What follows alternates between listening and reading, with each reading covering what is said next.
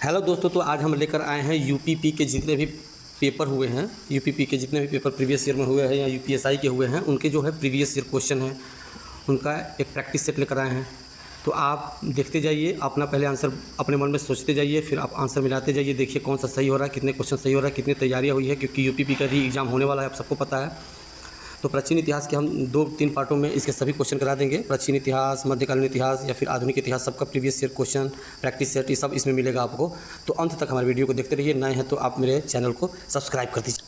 तो चलिए देर ना करते हुए क्वेश्चन को पढ़ते हैं। प्राचीन भारत पाषाण काल से और सिंधु घाटी सभ्यता से क्वेश्चन लिया गया है। पहला क्वेश्चन है, प्रागैतिहासिक काल के अंतर्गत किन संस्कृतियों को रखा जाता है। इसमें ऑप्शन ए है कांस्य, लौह, पाषाण या ताम्र। तो इसका ऑप्शन आप पहले अपने मन में सोचिए, फिर मैं आपको बता रहा हूँ। इसका आंसर होगा सी, पाषाण काल। ठीक है, पाषाण काल, प्रागैतिहासिक काल को पाषाण में रखा जाता है। क्वेश्चन दूसरा है, मानव सभ्यता के विकास की प्रथम अवस्था कौन सी थी। मानव सभ्यता के विकास की प्रथम अवस्था कौन सी थी। ऑप्शन ए है पशु चारण अवस्था, शिकार अवस्था, कृषि अवस्था या औद्योगिक अवस्था। तो दूसरे का आंसर क्या होगा, ये होगा बी, शिकार अवस्था। सबसे पहले लोगों ने शिकार करना स्टार्ट किया। ठीक है, क्वेश्चन नंबर 3 देखते हैं कि प्रागैतिहासिक काल के उपकरण एवं हथियार किससे बनाए जाते हैं। बहुत ही आसान क्वेश्चन है। ऑप्शन ए है लोहा, तांबा, ऑप्शन बी है, ऑप्शन सी है कांसा, ऑप्शन डी है पत्थर। तो आप जानते हैं सबसे पहले पत्थरों से लोगों ने हथियार बनाना स्टार्ट किया और शिकार करना स्टार्ट किया। तो प्रागैतिहासिक काल में उपकरण कौन सा हो जाएगा, ये हो जाएगा पत्थर के। सबसे पहले पत्थर का हो गया था। अगला क्वेश्चन देखते हैं,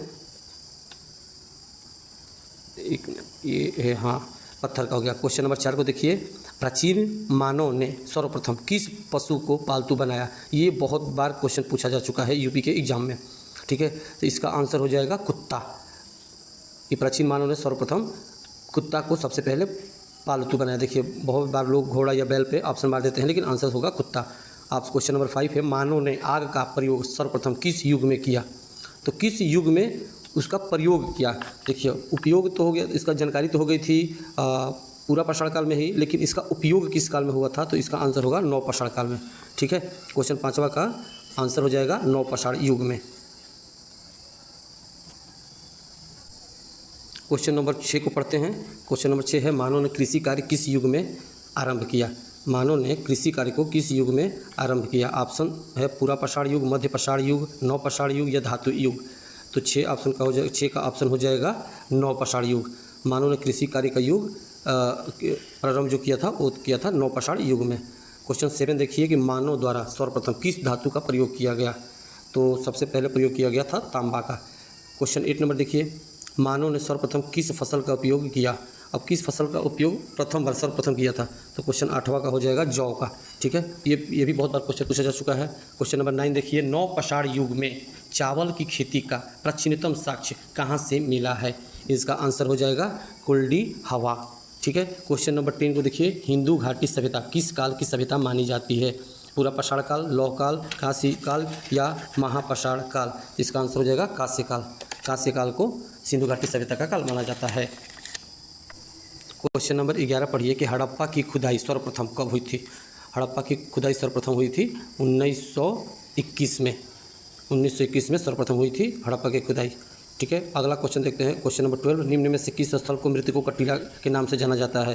तो किसको कहा जाता है, मोहनजोदड़ो को मृतकों का टीला कहा जाता है। क्वेश्चन नंबर 13 देखिए, मोहनजोदड़ो के टीले की खोजने का श्रेय किसे है। क्वेश्चन नंबर 13, ऑप्शन ए है राखलदास बनर्जी, ऑप्शन बी है दयाराम साहनी, ऑप्शन सी है जॉन मार्शल, ऑप्शन डी है माधव स्वरूप वत्स।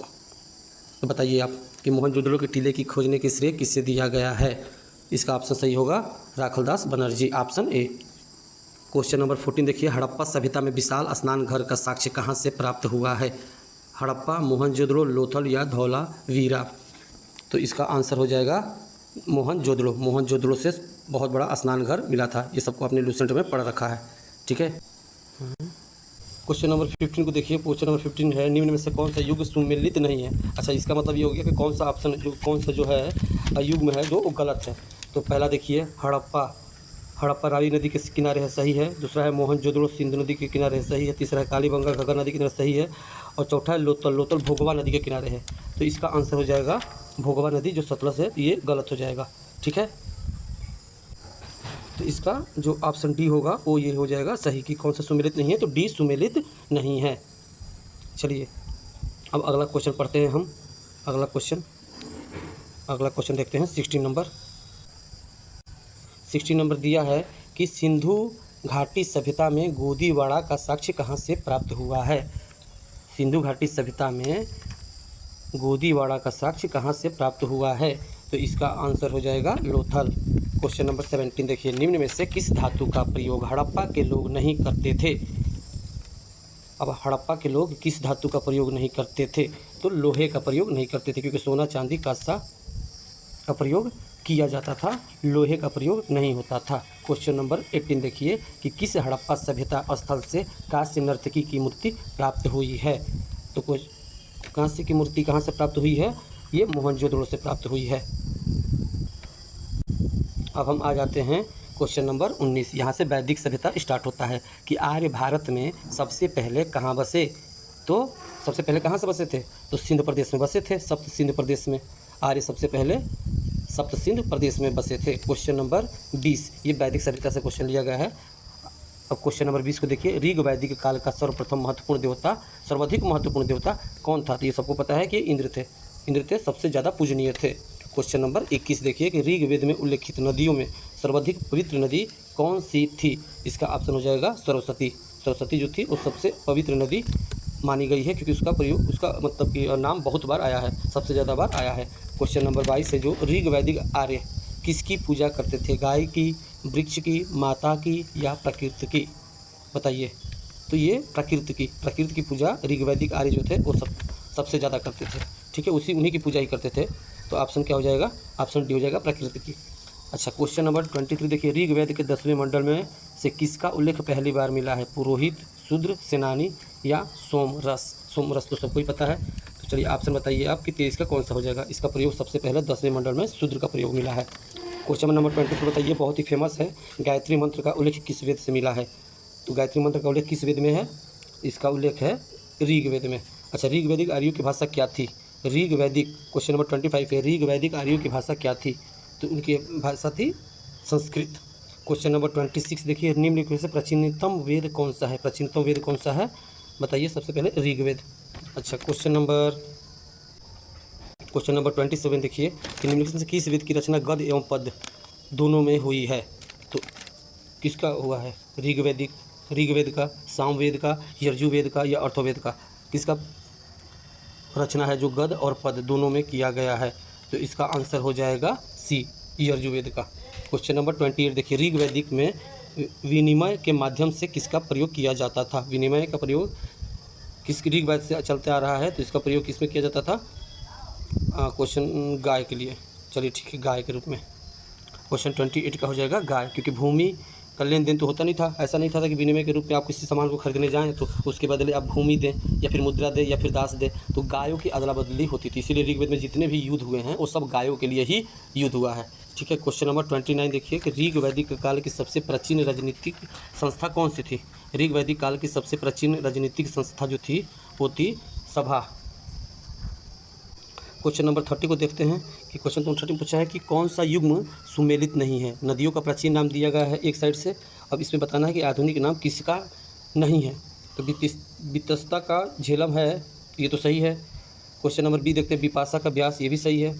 परशुणी का रावी, ये भी सही है। कुंभा का सुवास्तु, ये नहीं है सही, कुंभा का होगा सरयू, तो ये ऑप्शन डी सही होगा। कुंभा का क्या नाम है, सरयू नदी, जो आधुनिक नाम में कहा जाता है सरयू नदी को। चलिए क्वेश्चन नंबर अब 31 देखते हैं। क्वेश्चन नंबर 31 है कि उत्तर वैदिक काल का सर्वाधिक महत्वपूर्ण देवता कौन सा था। तो उत्तर वैदिक काल का देखिए, ऋग्वैदिक काल में तो इंद्र जी थे, उसके बाद ये विष्णु हो गए, 31 में कौन हो गए हैं, विष्णु। ऑप्शन नंबर बी सही है। क्वेश्चन नंबर 32 देखते हैं। 32 है कि उत्तर वैदिक कालीन लोगों ने किस धातु की खोज की थी। तो इसका ऑप्शन क्या होगा, इसका ऑप्शन हो जाएगा कांसा। क्वेश्चन नंबर 33 देखते हैं कि भारत का आदर्श राष्ट्रीय वाक्य सत्यमेव जयते कहाँ से लिया गया है। तो आदर्श वाक्य लिया गया है, कहाँ से लिया गया है, सबको पता है, ये अपना मुंडकोपनिषद से। भारत का आदर्श वाक्य सत्यमेव जयते मुंडकोपनिषद से लिया गया है।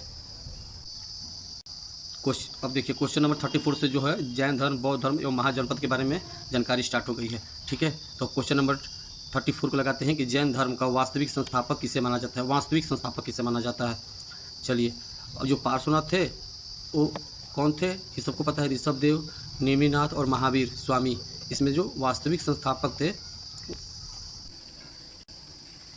तो क्वेश्चन नंबर 34 के जैन धर्म का वास्तविक संस्थापक किसे माना जाता है, वो थे महावीर स्वामी। वास्तविक संस्थापक, इससे संस्थापक में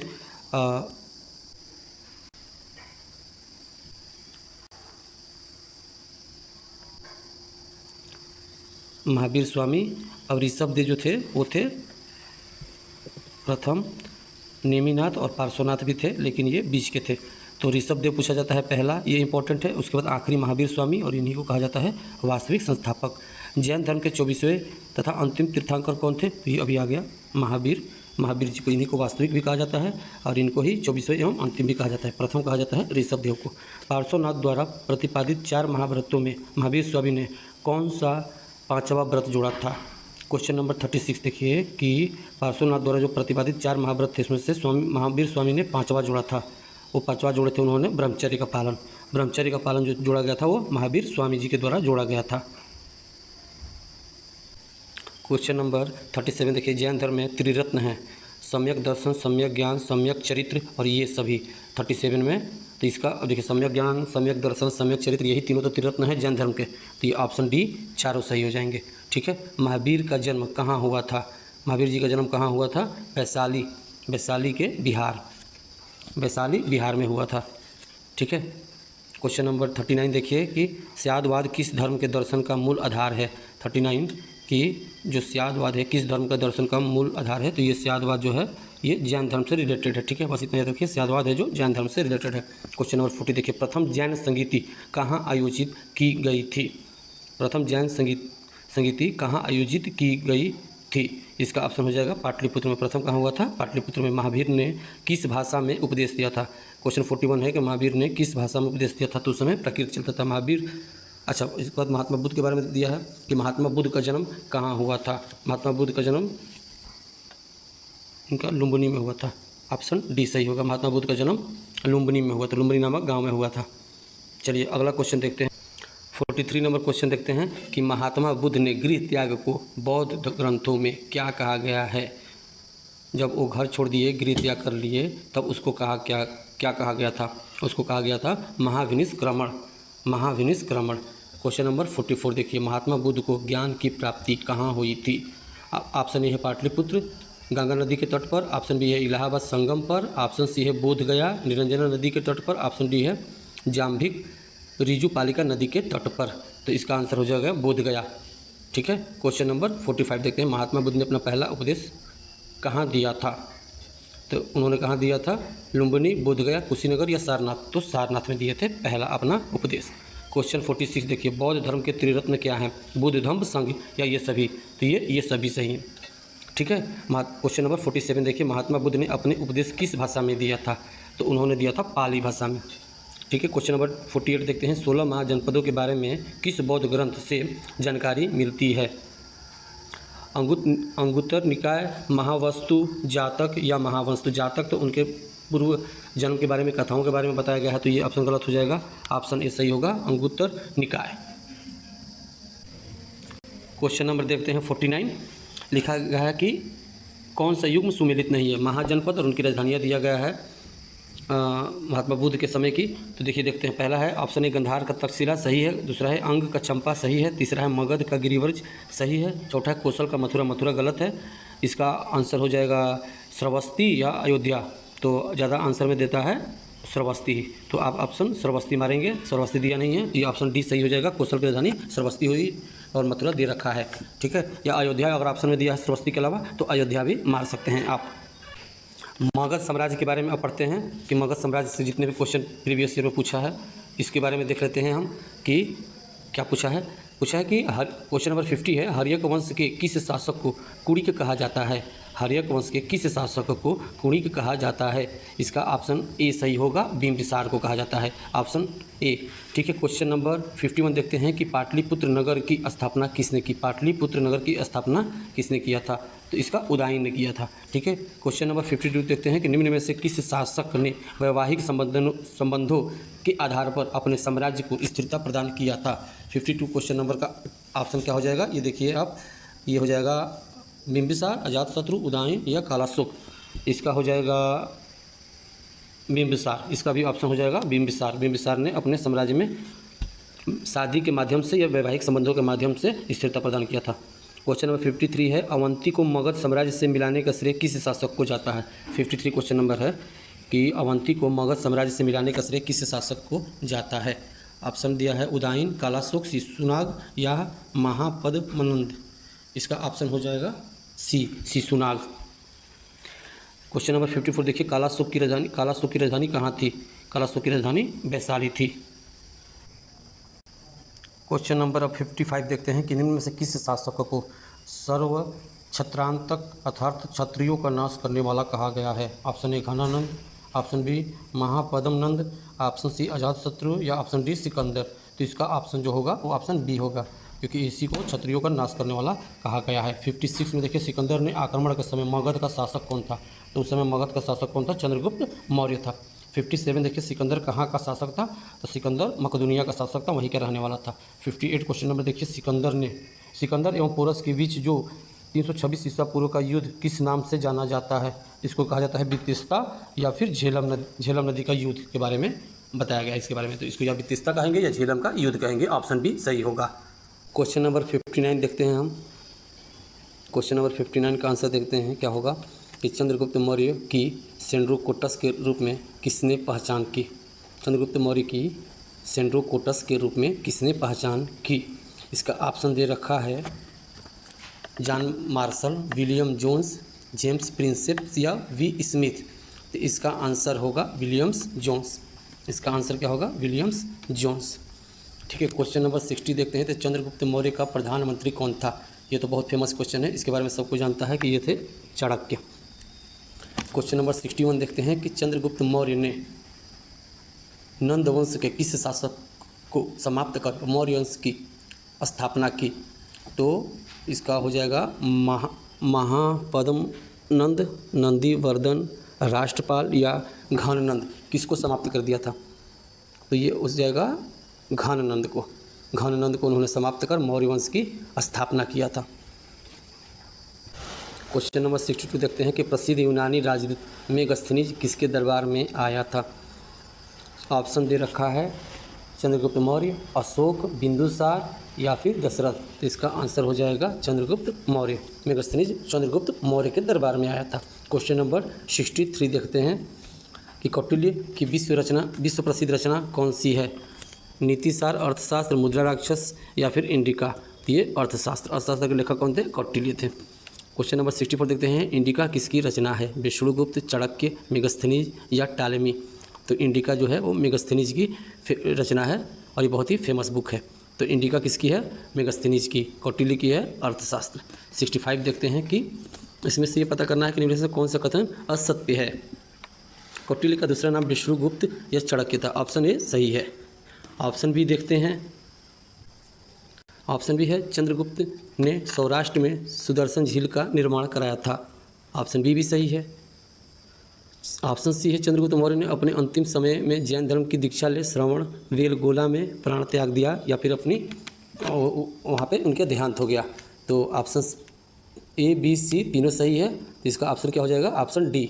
65 में कौन सा कथन असत्य है, ऑप्शन डी कोई असत्य नहीं है।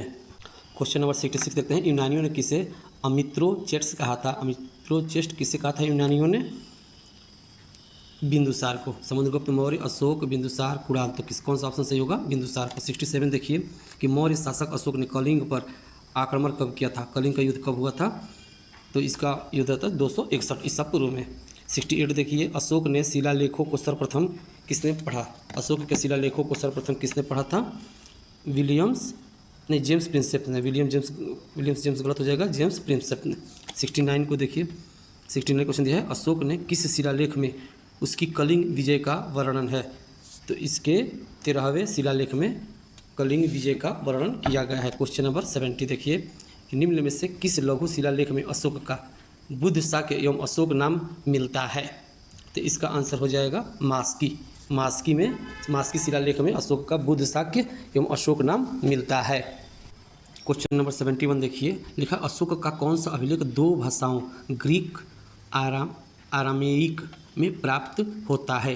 तो ऑप्शन दे रखा है सेरेकुना, शहबाजगढ़ी, कालसी या रूमिन देई। तो कौन सा अभिलेख है जो ये सरेकुन्ना, सरेकुन्ना जो था वो 2 भाषाओं में मिलता है, ग्रीक में और एक और में। ठीक है, 72 को देखते हैं। 72 क्वेश्चन है, सांची के स्तूप का निर्माण किसने कराया था? 72 अशोक ने। ठीक, क्वेश्चन नंबर 73 देखते हैं, मेगास्थनीज ने भारतीय समाज का वर्गीकरण कितने भागों में किया था? तो कितने भागों में किया था? 7 भागों में। 74 देखिए, किस मौर्य शासक ने धम्म का प्रतिपादन किया था? 74 को अशोक ने। क्वेश्चन नंबर 75 देखिए, क्वेश्चन नंबर 74 देखिए, 74 में है कि किस मौर्य शासक ने धम्म का प्रतिपादन किया था? अशोक ने किया था। 75 क्वेश्चन नंबर देखिए, निम्न में से कौन सा कथन असत्य है? अशोक ने धम्म, अभी आ गया, अशोक ने धम्म के प्रचार के लिए महेंद्र एवं संघमित्रों को श्रीलंका भेजा था। ये अभी हम इससे पहले अभी ये पढ़ चुके हैं, तो ये ऑप्शन सही है। ऑप्शन बी देखिए, चंद्रगुप्त मौर्य की राजधानी पाटलिपुत्र थी, बिल्कुल सही है। अशोक के धम्म की परिभाषा राहुलोवाद सत्तु नामक बौद्ध ग्रंथ से ली गई है, ये भी सही है। तो इसका आंसर क्या हो जाएगा? डी हो जाएगा। ठीक है, तो इसका आंसर कौन सा हो जाएगा? इसका आंसर हो जाएगा डी। क्वेश्चन नंबर 76 देखिए, मौर्य काल में वृष्टि किसे कहा जाता है? वृष्टि किसे कहा जाता था या कहा जाता है मौर्य काल में? तो इसका आंसर हो जाएगा निःशुल्क काम करने वालों को या निःशुल्क श्रम को। 77 नंबर क्वेश्चन देखिए कि निम्नलिखित में से किस शासक को अश्वमेध यज्ञ, किस शासक ने अश्वमेध यज्ञ कराया था? तो ये पुष्यमित्र शंगु ने, पुष्यमित्र शंगु ने कराया था अश्वमेध यज्ञ। क्वेश्चन नंबर 78 देखिए, 78 है, प्रसिद्ध व्याकरणाचार्य पतंजलि किसके समकालीन थे? तो वो पुष्यमित्र शंगु के समकालीन थे। 79 नंबर क्वेश्चन देखिए, शुंग वंश का संस्थापक कौन था? शुंग वंश का संस्थापक था पुष्यमित्र शुंग। क्वेश्चन नंबर 18 देखिए, भूमिदान का सर्वप्रथम उल्लेख किस राजवंश के समय में प्राप्त होता है? भूमिदान जो होता था वो सबसे पहले सातवाहन के शासनकाल से ये प्रारंभ हुआ था भूमिदान। क्वेश्चन नंबर 81 देखिए, शीशे के सिक्के किस राजवंश के शासकों ने चलाया था? बहुत ही इंपॉर्टेंट क्वेश्चन 81 कि शीशे के सिक्के किसने चलाए थे? तो ये सातवाहन ने ही चलाए थे। क्वेश्चन नंबर 82 देखिए, भारत में सबसे पहले किस वंश ने शासकों ने सोने के सिक्के चलाए थे? तो सोने के सिक्के सबसे पहले किसने चलाए थे? शक वंश ने। ठीक है, क्वेश्चन नंबर 83 देखिए, किस राजा के शासनकाल में ईसाई धर्म प्रचारक सेंट थॉमस भारत आया था? तो ये किसके आया था? ऑप्शन है मिनांडर, कनिष्ठ, गोंदो फर्निस या कुषाण। तो इसका आंसर होगा गोंदो फर्निस। ठीक है, अगर आप चैनल पर नए हैं तो प्लीज़ सब्सक्राइब जरूर करिए। और इसका हम अगला पार्ट जो लेकर आएंगे पार्ट 2, ये गुप्त साम्राज्य से होगा। और हमारा टारगेट है कम से कम 300 क्वेश्चन है जो हम हिस्ट्री से लेंगे। ठीक है, हिस्ट्री से कितने क्वेश्चन लेंगे? 300। तो ये पार्ट 2 में हम गुप्त साम्राज्य से क्वेश्चन को उठाएंगे और देखते हैं कि कहाँ तक जाते हैं। अगर आप चाहते हैं कि इसका पार्ट 2 आए तो जल्दी से जल्दी आप कमेंट बॉक्स में बताएँ और आप सब्सक्राइब जरूर करें। ठीक है।